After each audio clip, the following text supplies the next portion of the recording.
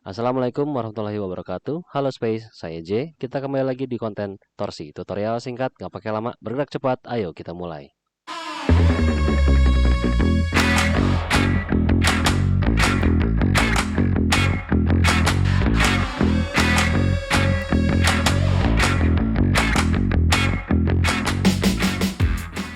Untuk kali ini kita akan coba menggunakan beberapa objek shortcut dengan fungsi-fungsi dari objek modelingnya. Misalkan kita akan pertama kali buat itu kolom. Karena secara pelaksanaan di lapangan juga kita harus membuat dulu strukturnya. Jadi jangan terkecoh dengan tools yang pertama adalah dinding, jadi kalian harus bikin dinding dulu, tapi kalian harus bikin dulu strukturnya. Dalam artian di sini adalah titik kolom. Ya, kita klik kolomnya. Sebelumnya kemarin mungkin ada yang menanyakan ini ya, section ini itu ada bisa kita scroll ya. Jadi ini kalau misalkan nggak menemukan itu bisa kita scroll. Oke, kembali ke yang kolom dulu. Saya akan coba letakkan di sini untuk kolomnya. Lalu di sini kita akan coba drag ya.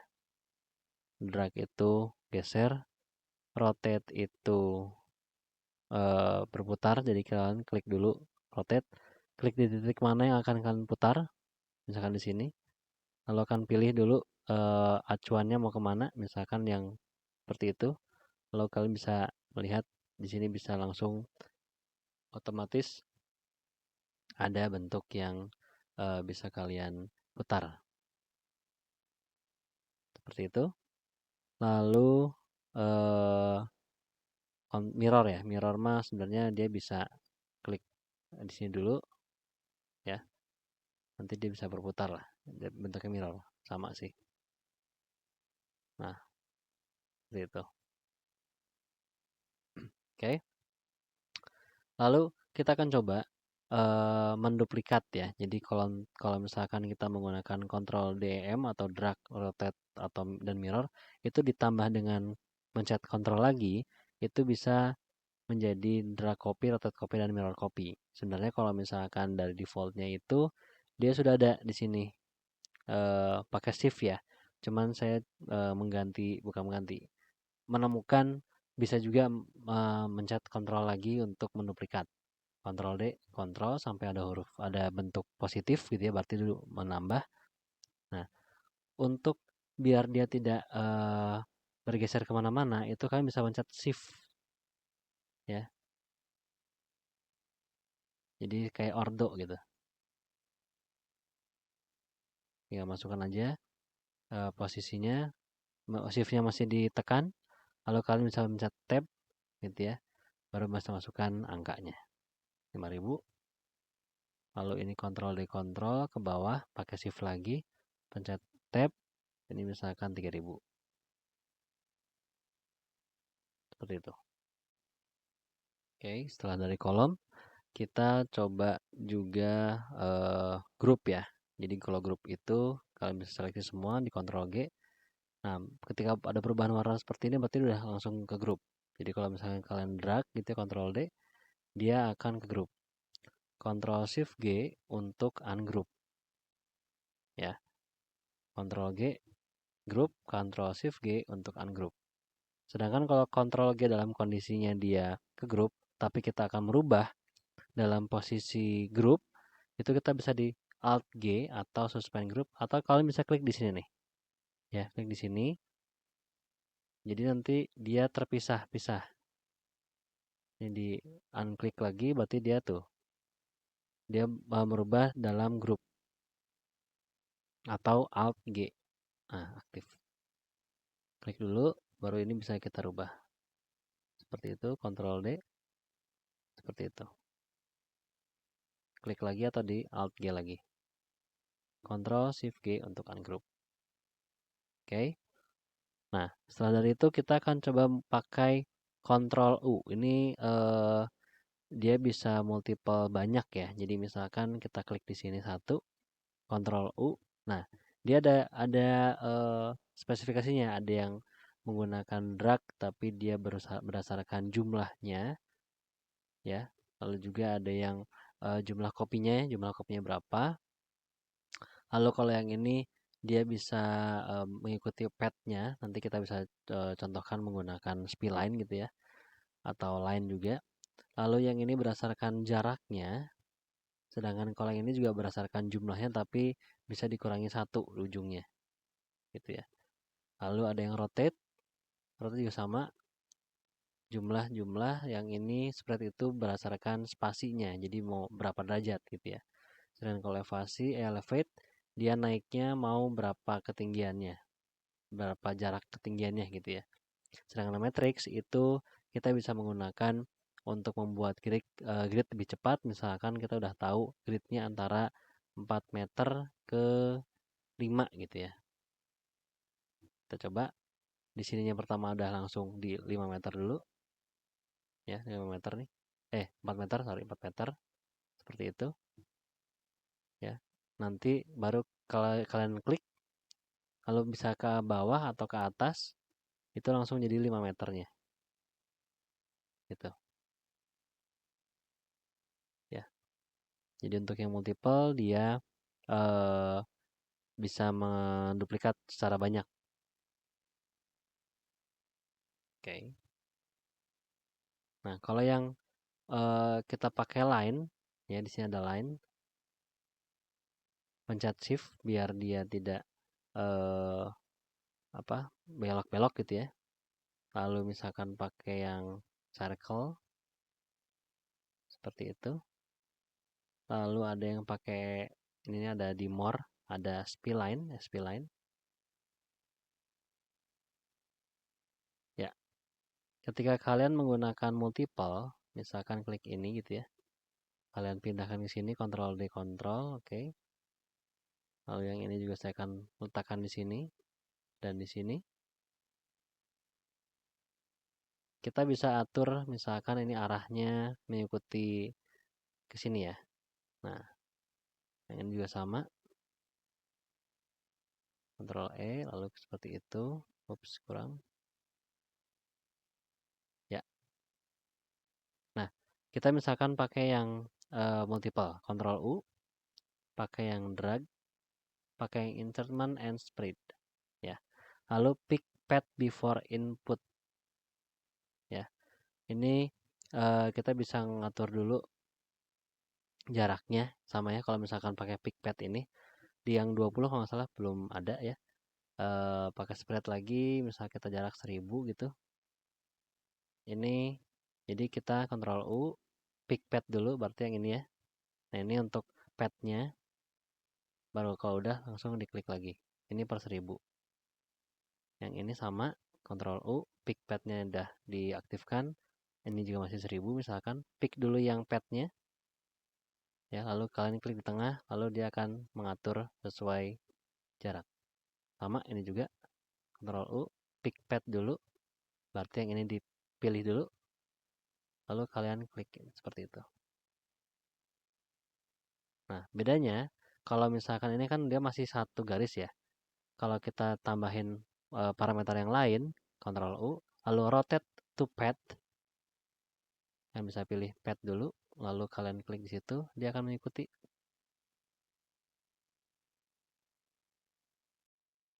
Setelah dari multiple, kita coba pindah ke sini ya. Jadi untuk tadi di 3 dimensi kita kan pakai F3. F3. Nah, ini udah langsung berubah. Ini kalau di mouse biasa ya, zoom in zoom out, di scrollnya aja. Kalau pen, si scroll kalian dipencet. Sedangkan kalau untuk memutar itu pakai O, orbit. Ya, seperti itu. Nah,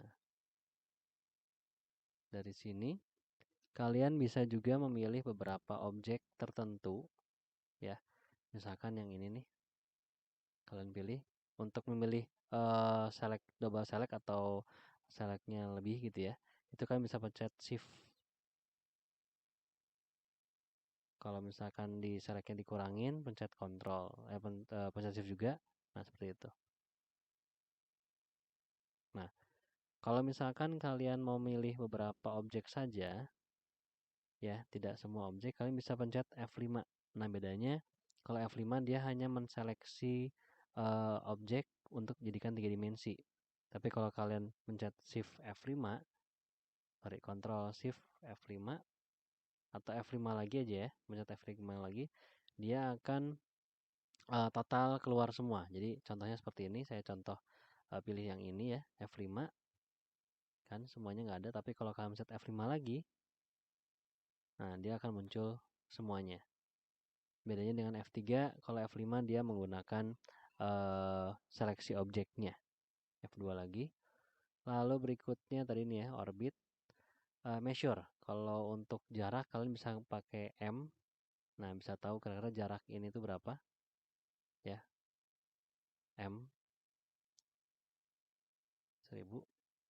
Dan terkadang kalau kalian sedang menonaktifkan, misalkan di escape gitu, ini kan tidak ada aktifnya nih. Tapi sebelumnya kan kalian sudah aktif di kolom. Kalian bisa pencet W ini ya. Oh, berarti terakhir aktifnya SP line. Misalkan saya pakai yang kolom seperti itu, saya escape, terus saya pencet W, dia akan kembali ke kolom lagi. Misalkan saya akan menggunakan dinding, gitu ya. Terus saya escape, lalu saya pencet W lagi, dia aktif ke dinding. Jadi W ini dia penggunaan tools yang terakhir aktif, gitu ya. Nah, kita akan coba beberapa shortcut lagi yang dua lagi ya, Alt sama Control Alt. Jadi pipet ini kan di setiap semua modeling dia punya parameter informasi ya. Misalkan yang ini dia punya ketebalan, punya ketinggian dan punya dimensi. Kita ganti misalkan dimensinya di 500 deh. Lalu kita ganti di sini materialnya pakai apa ya? Warna deh, warna golden ochre gitu ya. Kita cek di 3 dimensi. Nah, kalau misalkan kita menggunakan Alt itu berarti sedot nih ya, pipet ini. Sedot. Parameter yang semua ada di objek ini kita bisa suntikan di objek yang akan kita ingin samakan. Misalkan di sini. 2, 3, 4, 5. Dan ini parameternya semua sama, baik itu ketebalan ya ataupun material. Saya ganti lagi misalkan di 600. Jangan biar kelihatan ekstrim, 1000 deh. Nah, saya ganti di sini jadinya beton. Nah, seperti itu. Nah, ini saya bisa suntikan, saya pipet dulu pakai Alt. Lalu kalau Control dan Alt itu jadi suntikan, itu bisa langsung dirubah parameternya. Ya, seperti itu. Nah, kalau kalian juga mendekati objek tertentu, lalu dia biasanya suka keluar. Nah, ini dia langsung ada informasinya, strukturnya general, lalu base elevationnya, terus weight sama ini dimensi ya, dimensionnya, height-nya juga sama, lalu layernya keluar juga dan historinya di mana. Kalau kalian mendekati beberapa objek, dia langsung keluar parameter informasi bangunan modelingnya atau BIM-nya. Ini juga sama berlaku di semuanya objek. Kalau misalkan kita ganti jadi bata gitu ya. Nah, kita sedot. Nah, kita bisa ganti juga. Ini kita ganti lagi misalkan jadi material lain. Jadi berlaku untuk yang kontrol dan alt ya. Oke. Kalau trim itu lebih ke unsur yang punya garis. Misalkan ini ada dinding ya. Ini kita bisa pencet kontrol aja untuk memotong seperti itu. Untuk yang trim. Oke. Berikutnya mungkin ini saya coba masukin Magic Wand ya. Magic Wand itu biasanya kita harus bikin dulu batasan areanya. Bisa kita menggunakan di dokumen ya, bisa menggunakan garis. Garis ada yang pilihannya single, polyline, rectangle gitu, misalkan rectangle. Ada yang lingkaran, Ada juga yang tadi spline di more. Nah, untuk Magic Wand ini berlaku untuk beberapa objek. Kita akan coba dulu ini di duplikat ya, Ctrl D Ctrl. Kita akan bisa lihat dia bisa digunakan pakai apa aja. Salah satunya pertama kita bisa menggunakan dinding. Jadi kalau sudah ada garis batas seperti ini yang menggunakan line, circle dan juga spline, itu kalian bisa tinggal klik toolsnya seperti ini ya. Lalu kalian bisa pencet spacebar. Bisa kalian langsung kenakan ke area yang ada garis seperti ini. Kalian bisa lihat ketika saya pencet spacebar itu dia berubah menjadi tongkat ajaib ya. Tongkat ajaib kita klik di situ, dia jadi dinding. Oke. Lalu kalau kolom tidak bisa karena dia berdiri sendiri, balok. Dia bisa balok. Oke, undo dulu. Ini saya masukin di 4000 ya. Ya, balok. Lalu di lantai. Lantai juga bisa. Ya, jadi cukup mudah untuk membentuk bidang-bidang menggunakan line, circle dan juga spline, tapi tinggal masukin tools objeknya. Oke, ini saya duplikat lagi. Saya hapus dulu bagian bagian yang lantainya tadi. Kita coba menggunakan railing ya, railing itu di sini juga bisa. Lalu atap juga bisa, tapi kalian harus milihnya yang metode geometrinya yang perisai ya. Ini untuk yang plana, ini yang perisai. Nah, ataupun dia langsung mengkalkulat bentuk-bentuk yang ungeometris ya. Itu lalu curtain wall.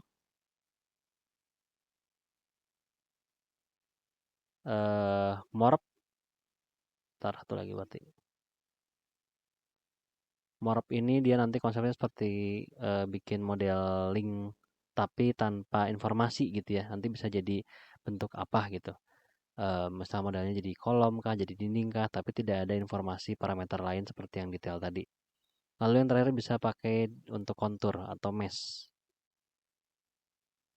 Nah, ini Magic Wand. Saya pilih dulu semua seleksi, lalu saya pencet F5 untuk menseleksi objek yang akan saya 3D-kan. Pencet untuk yang fit window. Nah, ini yang bisa dijadikan Magic Wand. Ini curtain wall ya. Kalau untuk bikin kontur pakai mesh. Ini untuk atap, dia juga udah bisa mengkalkulat sendiri bentuk atap yang ungeometris gitu. Ini untuk railing, dinding. Kalau untuk yang Morph ini dia tipenya kayak di program SketchUp ya. Jadi dia ada pull, ya seperti itu. Jadi tinggal digeser-geser mau gimana bentuknya. Atau juga kita bisa tarik seperti ini. Nah, nanti objek ini bisa kita identifikasikan jadi misalkan dinding atau apapun, tapi tidak punya detail informasi seperti yang ditulis ini. Oke, thank you guys. Please subscribe my Ruang channel. Click or tap like button. Let's discuss in comment section. Please wait for next video. See you in another space. Wassalamualaikum warahmatullahi wabarakatuh.